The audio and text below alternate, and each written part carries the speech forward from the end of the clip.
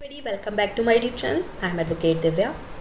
किसी टाइम पर ऑफेंस के लिए अक्यूज व्यक्ति के द्वारा जब ये कहा जाता है कि उसने वो अपराध किया है, उसने वो ऑफेंस किया है, तो वो क्या है? कन्फेशन है, वो संस्वीकृति है। Confession under Indian evidence act 1872 एक एक्सेप्टेंस है जो किसी टाइम पर ऑफेंस के लिए अक्यूज व्यक्ति के द्वारा की जाती है, जिसमें वो कहता है कि उसने वो ऑफेंस जो है वो किया है। ऑलराइट, क्या पुलिस रजिस्टर कर सकती है FIR based on confession statement of accused and इसकी एविडेंशियरी वैल्यू क्या है? कंटिन्यू करते हैं। अक्यूज्ड के द्वारा अपने स्टेटमेंट के अंदर ये एक्सेप्ट किया जाता है कि हाँ उसने ये अपराध किया है, ये ऑफेंस किया है, तो वो उसका कन्फेशन कहलाता है। पाकला नारायण स्वामी वर्सेस एम्परर के केस था, जिसके जरिए प्रीवी काउंसिल ने जो कन्फेशन है उसको डिफाइन किया। उसके अकॉर्डिंग कन्फेशन जो वर्ड है, केवल इसका मीन ये नहीं लगाया जा सकता कि किसी भी अक्यूज द्वारा किया गया एक स्टेटमेंट जिसमें कि ये अनुमान लगाया जाए कि उसने ऑफेंस किया है, बल्कि ऐसा स्टेटमेंट है जिसमें या तो सीधे सीधे वो एक्सेप्ट करे कि उसने ऑफेंस किया है, कम से कम जो उन सारे जो फैक्ट्स हैं उनकी एडमिशंस होनी चाहिए जो कि किसी ऑफेंस को कॉन्स्टिट्यूट करने के लिए ज़रूरी हो। नेक्स्ट हम आते हैं फॉर्म्स ऑफ कन्फेशन पे। यहाँ पर 2 फॉर्म्स दी गई हैं इसकी, जिसमें फर्स्ट है जुडिशियल कन्फेशन। जुडिशियल कन्फेशन वो कन्फेशन होता है जो कि which are made before a magistrate और in court in the due course of legal proceedings. Legal proceedings के दौरान जो मजिस्ट्रेट के सामने कोर्ट के अंदर जो दी जाती हैं वो जुडिशियल कन्फेशन कहा जाता है उनको। Judicial confession has been defined to mean plea of guilty or on arrangement if made freely by a person in a fit state of mind. And second one है extrajudicial confession. Extrajudicial confession वो confessions है which are made to any person other than those authorized by law to take confession. It may be made to any person or police or to police during investigation of an offence. जो कि ऐसी confession है जो court के बाहर किसी other व्यक्ति के सामने की जाती है। ऑलराइट, अब बात करते हैं इसकी एविडेंशियरी वैल्यू की कि judicial confessions and extra judicial confessions की एविडेंशियरी वैल्यू क्या है। तो अगर हम बात करें इसकी एविडेंशियरी वैल्यू की, तो जुडिशियल कन्फेशंस जो होती हैं वो स्ट्रॉन्ग एविडेंस होती हैं एंड इसके बेसिस पर किसी को भी कन्विक्ट प्रूफ किया जा सकता है, किसी भी अक्यूज को कन्विक्ट प्रूफ किया जा सकता है। बट अगर आप बात करें एक्स्ट्रा जुडिशियल कन्फेशंस की, तो थोड़ी ये वीक एविडेंस होती है एंड इसके ऊपर बिना किसी कंफर्मेशन के जनरली किसी भी अक्यूज को आप कन्विक्ट प्रूफ नहीं कर सकते। अब बात करते हैं इसकी इररिलेवेंसी की। जो कन्फेशन है वो इररिलेवेंट कब हो सकता है? तो जब इंड्यूसमेंट हो या फिर थ्रेट दिया गया हो या फिर प्रॉमिस, इन तीनों के माध्यम से यदि कोई भी कन्फेशन करवाई गई है तो वो क्या होगी? इररिलेवेंट होगी। अक्यूज के अगेंस्ट अगर चार्जेस लगे हैं, अगर उसके बारे में ऐसा कोर्ट पाता है कि कोई भी इंड्यूसमेंट हुआ है, थ्रेट दिया गया है या ऐसी किसी प्रॉमिस के द्वारा वो कन्फेशन करवाई गई है, तो वो कन्फेशन इररिलेवेंट मानी जाएगी। तो सेक्शन 24 जो है उसका मेन मोटो यही है कि कन्फेशन बिल्कुल अपनी इच्छा से की गई हो।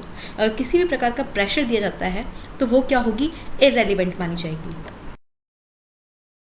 सेक्शन 25 जो बात करता है confession made to police officer. Police officer से की गई confession, police officer not to be proved. Confession to police officer not to be proved. किसी भी पुलिस ऑफिसर से की गई कन्फेशन, कोई भी कन्फेशन किसी ऑफेंस के अक्यूज्ड पर्सन के अगेंस्ट प्रूफ नहीं की जाएगी जब तक कि वो मजिस्ट्रेट के साक्षात उपस्थित होने में कन्फेशन नहीं होती, तब तक वो रेलिवेंट नहीं हो सकती है। नेक्स्ट एफआईआर की अगर हम बात करें कि एफआईआर के अंदर जो की गई कन्फेशंस हैं वो एडमिसिबल कब होंगी, तो अगर जो एफआईआर है आईपीसी के सेक्शन 154 के अंदर लिखी जाती है तो वो क्या है, ये जो एविडेंस है ये एविडेंस नहीं होती है। इसका यूज सेक्शन 157, सेक्शन 145 या 155 के अंदर किया जा सकता है। अगर सूचना देने वाला, जो इन्फॉर्मेशन देने वाले को एविडेंस देने के लिए कोर्ट में बुलाया जाता है, तो मैटर में सबसे पहले एफआईआर को डाइंग डिक्लेरेशन के रूप में सेक्शन 32 क्लॉज 1 के अंदर भी यूज़ किया जा सकता है। और यदि रिपोर्ट जो है वो कन्फेशन के रूप में नहीं है तो सेक्शन 21 के अंदर इसका यूज़ किया जाएगा। और कन्फेशन के रूप में है तो इसका सेक्शन 25 के जो सेक्शन 25 है उसके अंदर ये एडमिसिबल हो जाएगी। तो इस तरीके के मैटर्स में पूरी जो रिपोर्ट है वो एडमिसिबल नहीं हो जाती, केवल वही भाग जो कन्फेशन के रूप में है वही एडमिसिबल होगा। फॉर एग्जाम्पल, अगर कोई अक्यूज खून से सना हुआ चाकू लेकर पुलिस स्टेशन जाता है और कहता है कि उसने जो पर्सन है उसकी हत्या करी है और ये केवल चाकू लेकर आया था, तो वो रेलिवेंट होगा। जो अक्यूज है उसकी हत्या का जो मर्डर की जो कन्फेशन है, जो स्टेटमेंट है, वो ही एडमिसेबल होगा। ऑलराइट, सेक्शन 26 जो बात करता है confession by an accused in police custody is not admissible in evidence act. Evidence act के अंदर जो कन्फेशंस किए गए हैं ड्यूरिंग पुलिस कस्टडी वो एडमिसेबल नहीं है।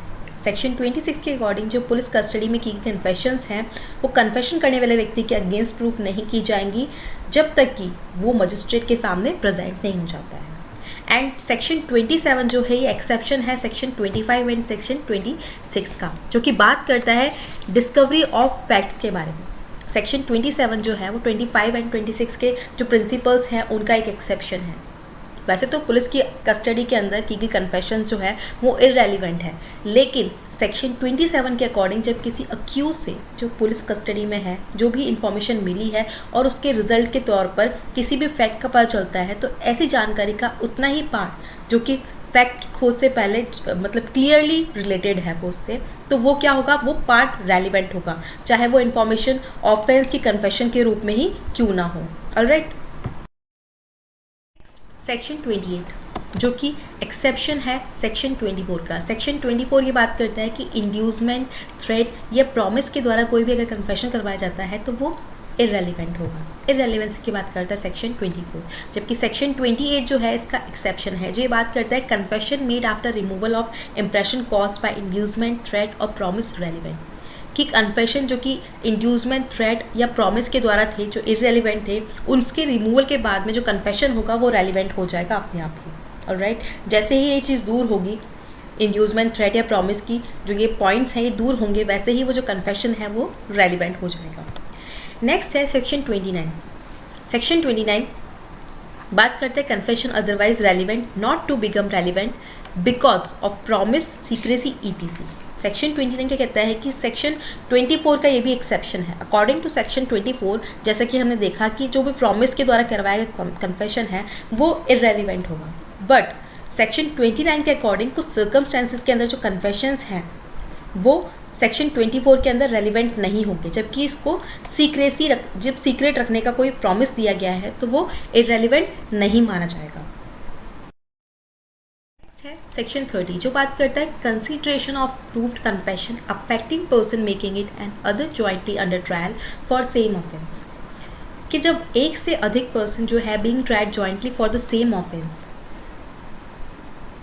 क्या कहता है सेक्शन 30 कि साबित प्रूफ कन्फेशन को जो करने वाला पर्सन है एक ही ऑफेंस के लिए जॉइंट से ट्रायल में है, वो अदर को अगर इफेक्ट करती है तो उसको ट्रायल में लेना। यहाँ पर एक क्वेश्चन पुटअप होता है कि क्या एक अक्यूज द्वारा की गई कन्फेशन दूसरे अक्यूज के अगेंस्ट यूज में लाई जा सकती है, यस और नो। तो सेक्शन 30 में ही इसका आंसर मिलता है कि इस सेक्शन के अंदर जो प्रोविजंस हैं उसके अकॉर्डिंग जब एक से अधिक अक्यूज एक ही ऑफेंस के लिए जॉइंटली ट्रायल में होते हैं तो उसमें किसी एक के द्वारा की गई कन्फेशन जो है वो दूसरों को भी इफेक्ट करती है। तो ऐसे कन्फेशन करने वाला अक्यूज और उसकी अदर अक्यूज जिसको वो इफेक्ट में लाती है उसके अगेंस्ट यूज में लाई जा सकती है। For example, A and B are jointly trial for the murder of C. A and B का साथ में ट्रायल चल रहा है सी की हत्या के लिए।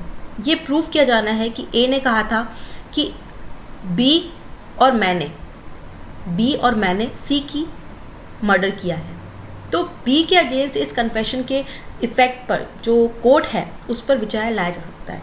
ऐसे ही सेकंड पॉइंट देखते हैं कि ए है ट्रायल पर, ओनली ए ट्रायल पर है, ठीक है, सी के मर्डर के लिए। तो यहाँ ये शो करने के लिए एविडेंस की सी की जो मर्डर है वो ए या बी द्वारा की गई थी, ए और बी द्वारा की गई थी। बी ने कहा कि ए एंड मैंने सी की मर्डर किया है। तो कोर्ट इस स्टेटमेंट के ऊपर ए के अगेंस्ट ट्रायल नहीं ला सकेगा क्योंकि जो बी है वो जॉइंटली ट्रायल में नहीं है, जबकि फर्स्ट पॉइंट के अंदर जो ए एंड बी थे वो जॉइंटली ट्रायल में थे, ठीक है। तो उसके ऊपर जो कोर्ट था स्टेटमेंट के ऊपर कंसीडर उसको कर सकता था स्टेटमेंट को, बट पॉइंट बी के अंदर जो है केवल ए ट्रायल के अंदर है, तो कोर्ट जो है इसको कंसीडर में नहीं ला सकता है। सेक्शन 30 यही कहता है consideration of proved confession affecting person making it and other jointly under trial for the same offence. Alright, Thanks for watching everyone. Please like, share and subscribe my channel.